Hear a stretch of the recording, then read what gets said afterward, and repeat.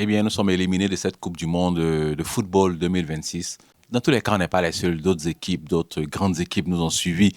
Donc la douleur, le gourmet n'est pas très fort. C'est ça le jeu, c'est ça le football, c'est ça la vie. On perd ou on gagne. Et tout ça, c'est la vie. Mais ce qui nous fait mal, très mal dans cette affaire, c'est la fameuse 86e minute. Bon, si ça arrivait une fois, c'est pas grave. Mais 2 fois, 3 fois, à 3 équipes africaines. Cette 86e minute est considérée par nous tous comme une minute de malheur.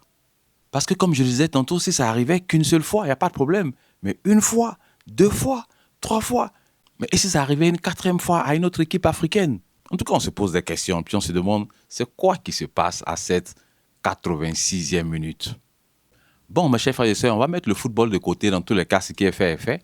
Et on va parler de tout ça avec une petite sauce spirituelle comme on sait le faire. Et on va parler pendant quelques minutes de toutes ces choses qui nous arrivent de façon répétitive à chaque fois, à chaque année, à chaque 5 ans, à chaque 10 ans. C'est comme des malédictions qui sont dans notre vie personnelle ou dans notre vie familiale. À chaque fois, ça revient. Alors, asseyez-vous confortablement, installez-vous bien. On en parle tout à l'heure. À tout de suite.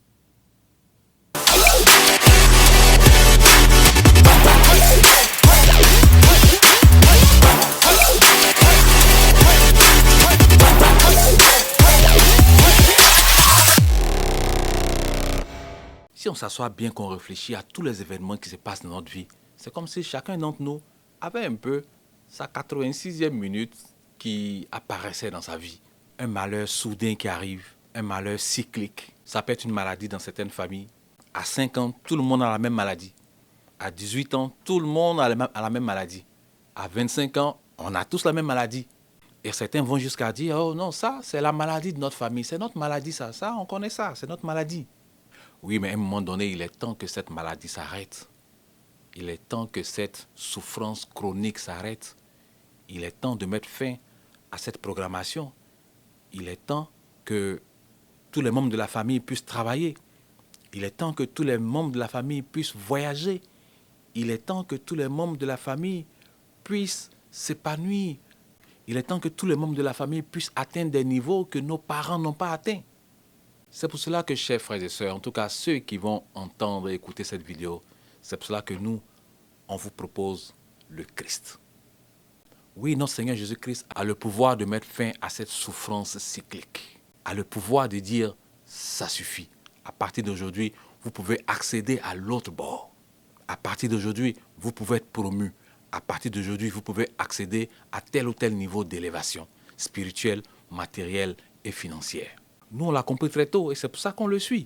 Parce qu'en réalité, dans la famille, qui a décrété qu'on peut avoir tel fiancé, on peut avoir tel enfant avec telle ou telle personne, mais jamais on ne pourra se marier? C'est qui l'a décrété? C'est qui a décrété qu'on peut aller à tel ou tel niveau d'études, mais on ne peut pas accéder à un niveau d'études plus élevé, donc à un niveau de connaissance plus élevé? Qui l'a décidé? Qui a décidé que telle ou telle souffrance ou telle maladie va vous suivre, va vous poursuivre de génération en génération? Qui l'a décidé? La vie est très compliquée. Et ce n'est pas juste ce que vous voyez avec les yeux physiques. C'est pour ça que notre rôle, c'est de vous alerter en ce qui concerne les choses spirituelles. Il y a des actions, il y a des choses au plan spirituel que vos grands-pères ont fait, que vos parents ont fait, que vos aïeux ont fait. À votre insu, dans tous les cas, peut-être que vous n'étiez même pas encore né, mais qui ont encore de l'influence sur vous. Si par exemple aujourd'hui je m'exprime en français et non de la langue de chez moi embêtée de gagnois devant vous, mais c'est parce qu'il y a un moment dans notre histoire, notre pays, nos régions, notre peuple a été colonisé par la France.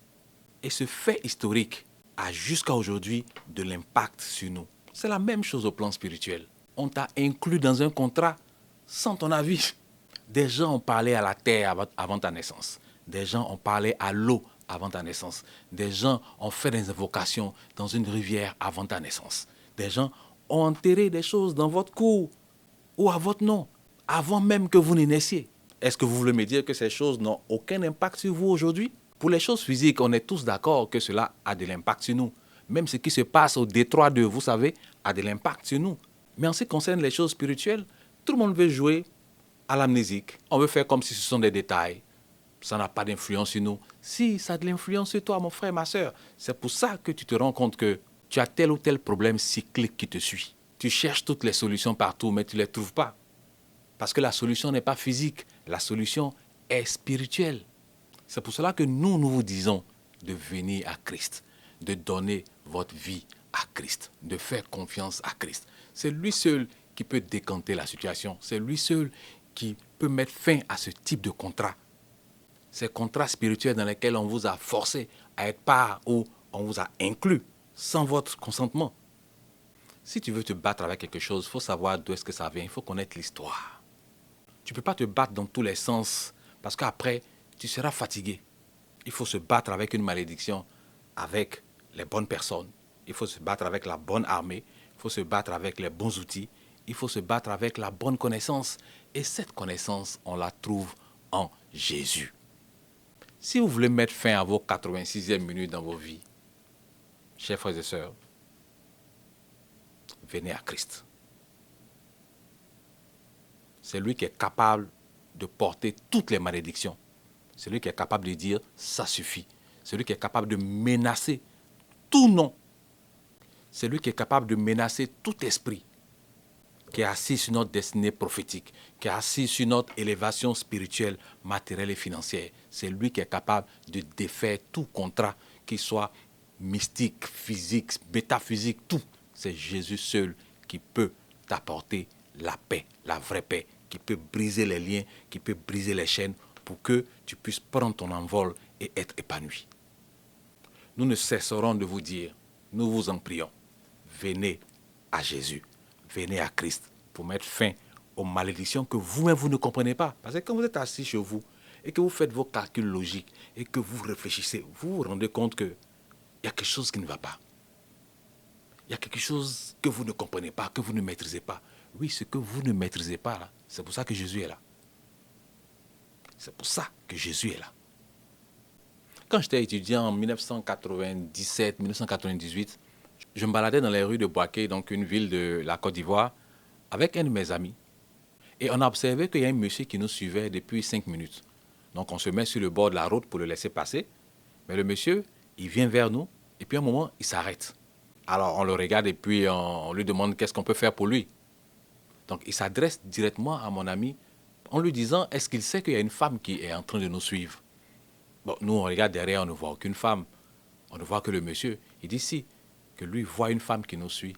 En fait, cette femme-là, elle réclame que mon ami, qui est étudiant comme moi, puisse aller dans son village pour aller adorer l'eau qui se trouve dans son village.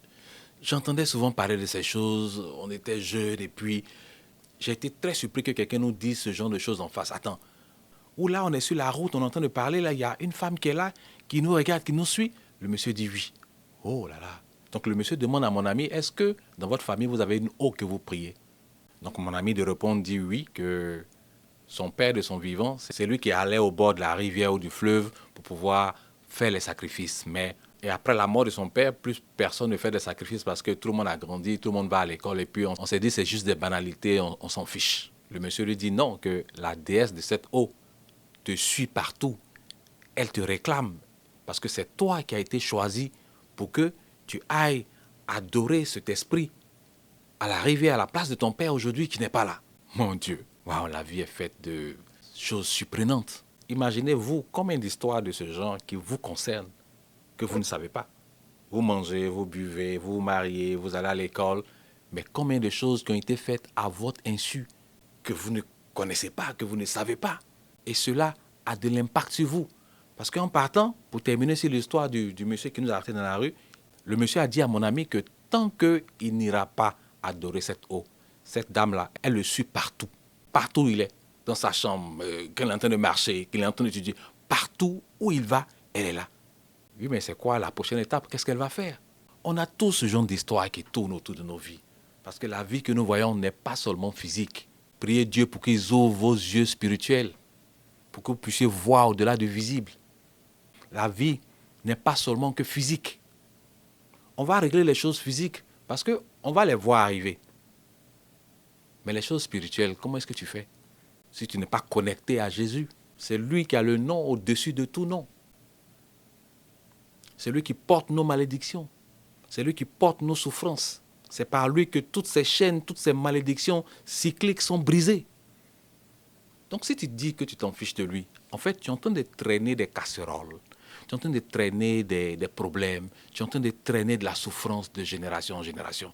Et même quand tu ne seras plus sur cette terre, tes enfants vont hériter de cette souffrance. Ils pourraient paraître beaux, ils pourraient paraître chics, ils pourraient vivre dans un pays développé, ils pourraient vivre et avoir un travail intéressant. Mais il y a comme une souffrance cyclique qui est là, qui se répète de génération en génération.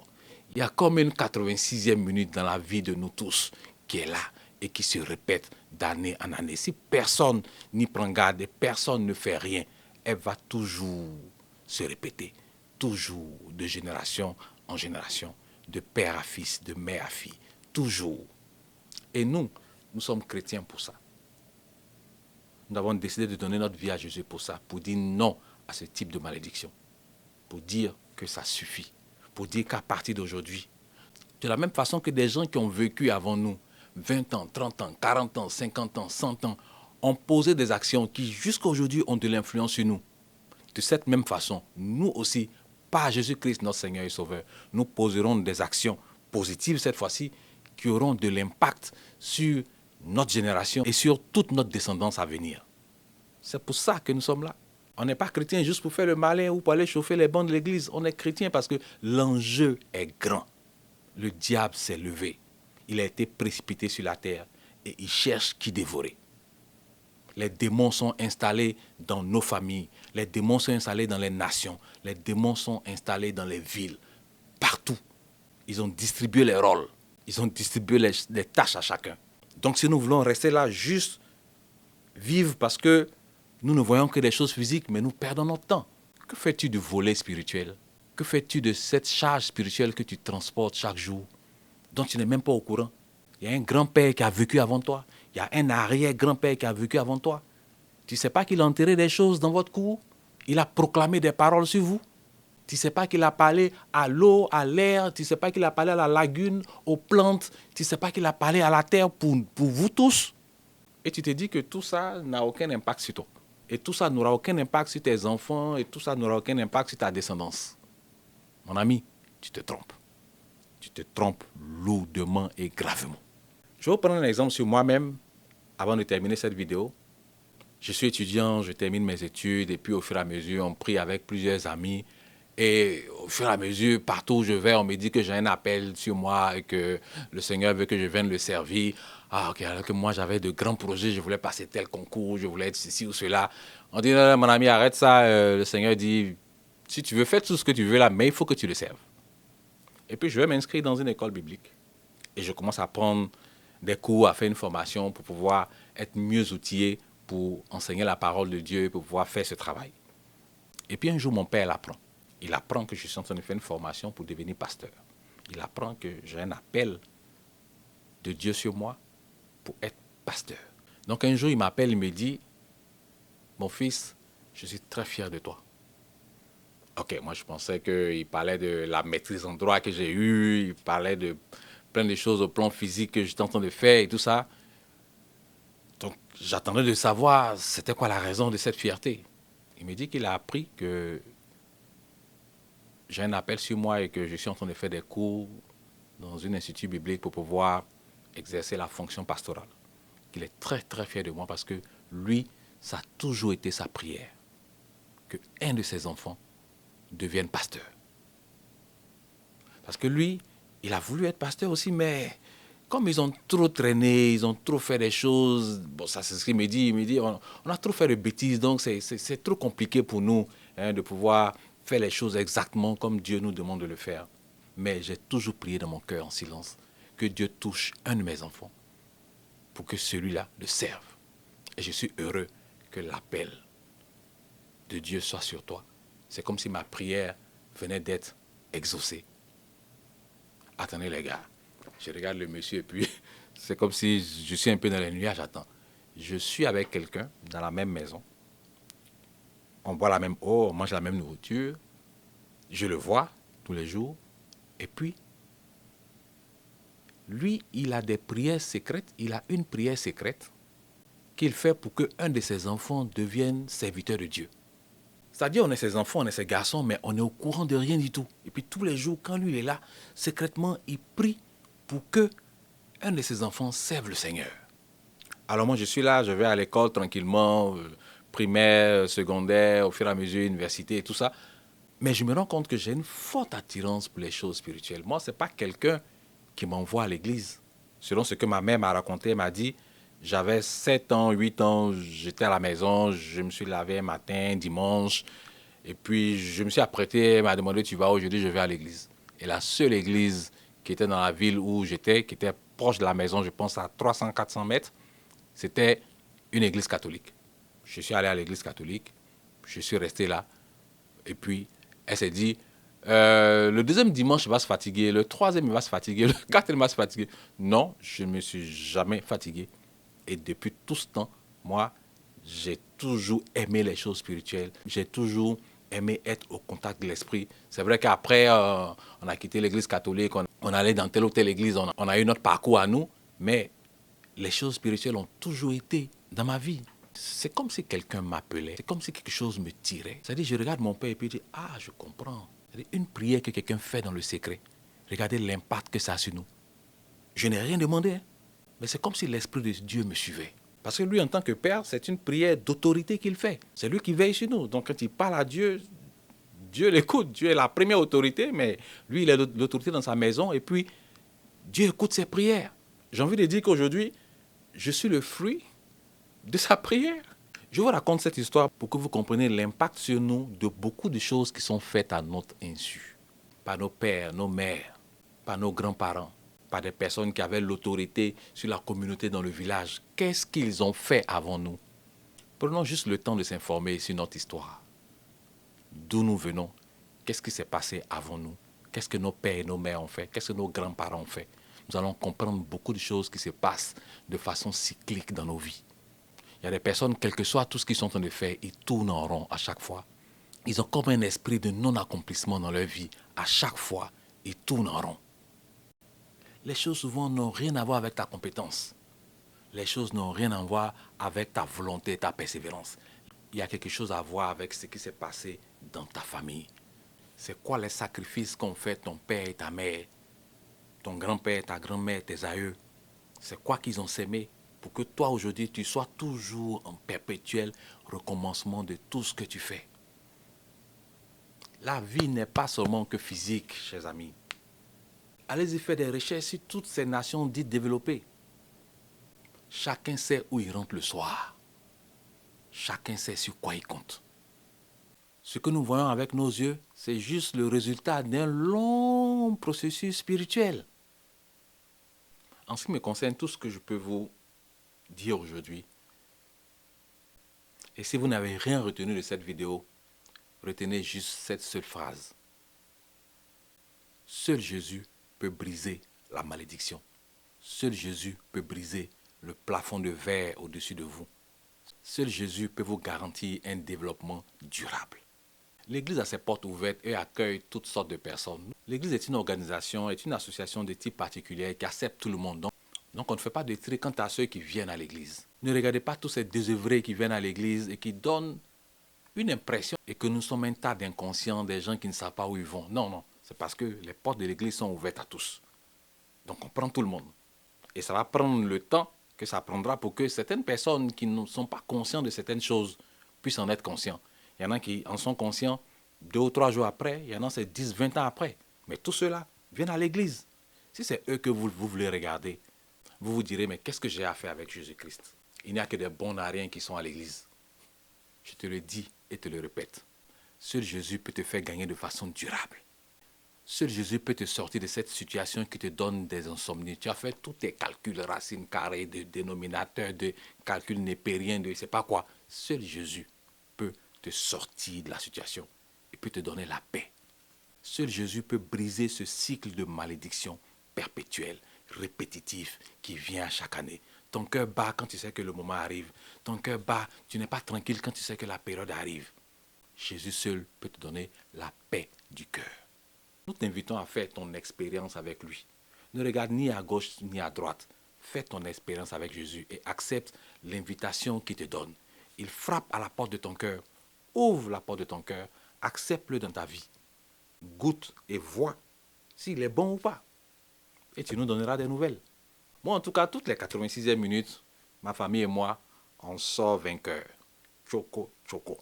On gagne ou on gagne. Que la paix du Seigneur soit avec vous. Shalom chez vous.